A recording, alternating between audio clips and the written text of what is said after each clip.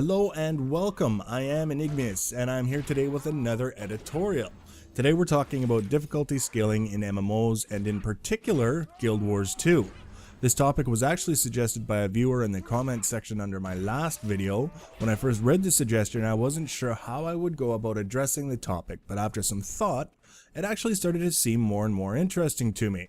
There have been at least a couple of different discussions around the game's difficulty, one of which being recent changes to the overall scaling of open world mobs that represent a reduction in difficulty to some extent. To be completely honest, I didn't notice it all that much until I took a closer look at some of the footage I had taken during the third beta weekend event. The main thing I noticed was that when I was running around with my Guardian, mobs seemed to die faster.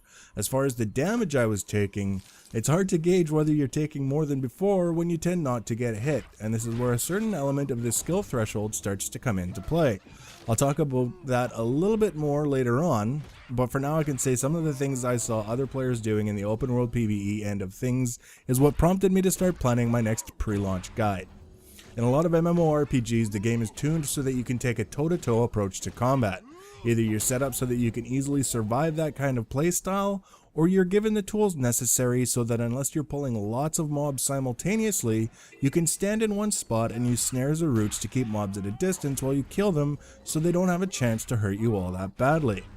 Guild Wars 2 is not really like that. You can build to be more able to sustain a beating, but realistically, in most cases you're better off taking steps to avoid the damage altogether, which is something everyone can do. And if you're familiar with how to do that and you're doing it on a regular basis, whether mobs do or don't hit harder becomes largely irrelevant because mobs that can't land a hit don't do any damage at all.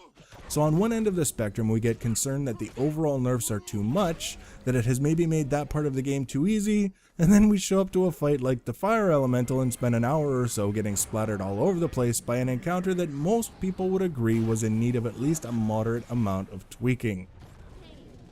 There are essentially two issues I've had with event bosses that flatten people in droves. The two most aggressive offenders throughout the testing were the Fire Shaman in the Charge starting zone and the Fire Elemental in the Asura starting zone, and they were perhaps overly nasty for two very specific reasons. First is the shortage of warning between the time a boss emotes or an AoE warning circle appears and your imminent death. 1 second of warning to move or die is manageable if you've got a limited number of things to keep an eye on, like an encounter where that's literally the only thing to watch for.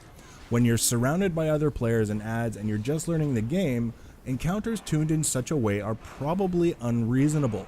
I'm not opposed to challenging encounters later in the game with an extremely low margin for error and that require a reasonable understanding of the encounter's mechanics in order to be successful, but the starter zone doesn't need to include content like that.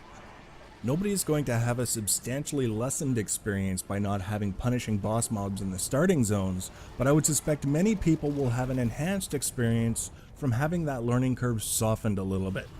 Second, when you take a whole bunch of players and a whole bunch of ads and jam them into a confined area and then start throwing around what amounts to instant death AoE or ads that are prone to ganging up on individual players, you start putting people into a position where they simply do not have the tools to survive.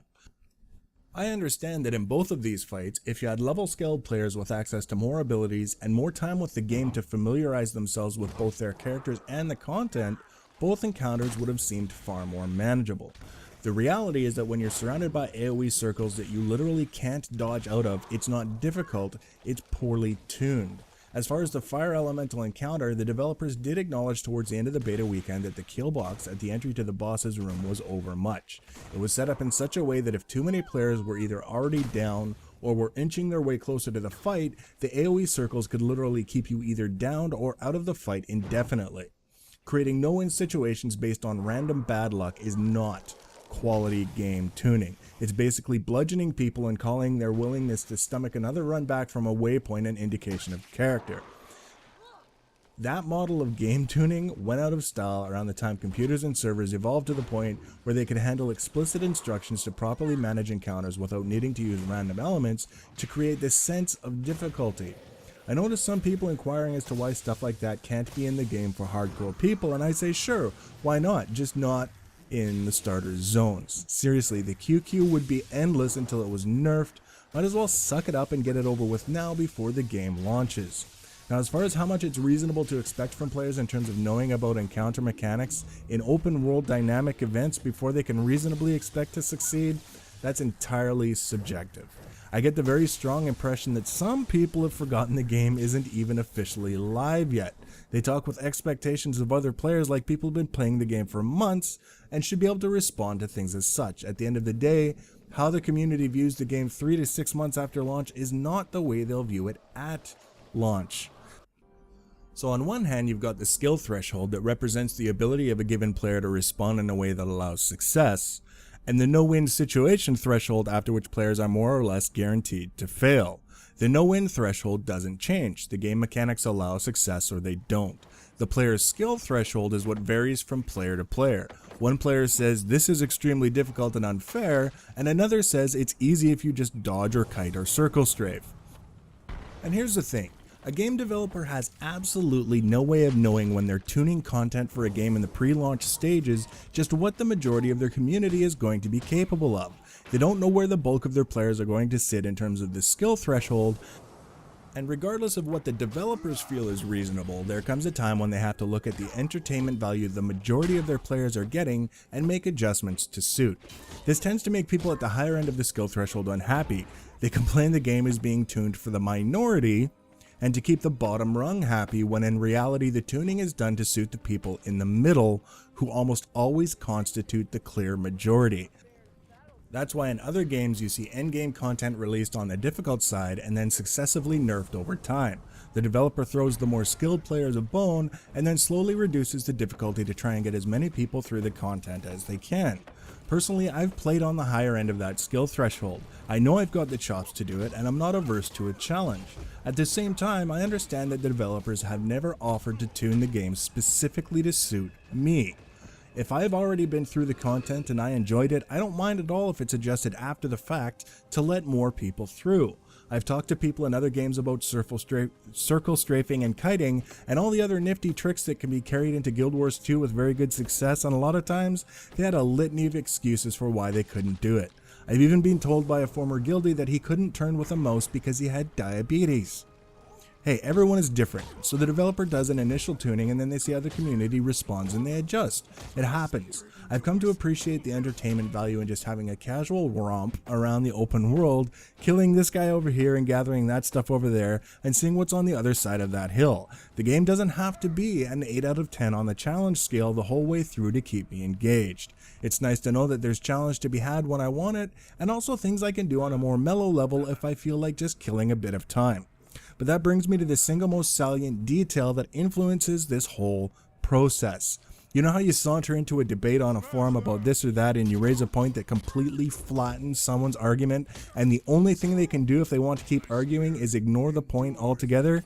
Here's one of those kinds of points. Developers these days don't tune or change their game based solely on what is happening on the forums. They don't change things because someone cried about it.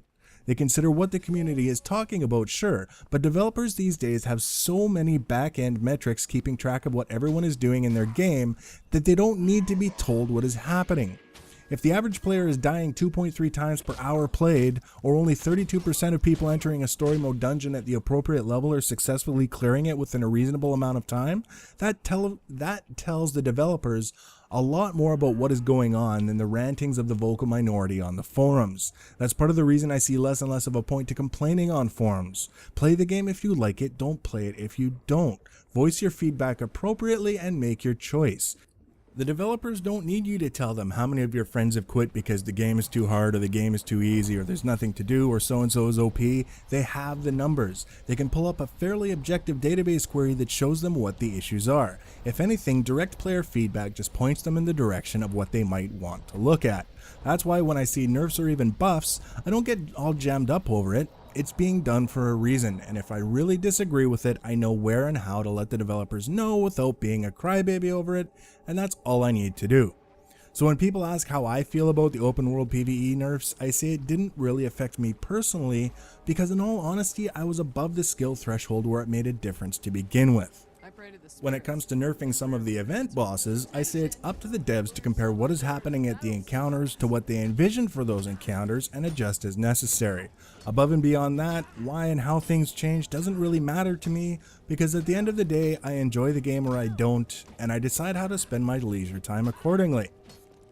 That's it for this video. I've still got some guides I'm trying to get out in the next week to 10 days, and I've got some other projects that will be materializing on my channel in short order as well. So if you like what you see, make sure to hit the subscribe button. Take care guys, we'll talk to you soon.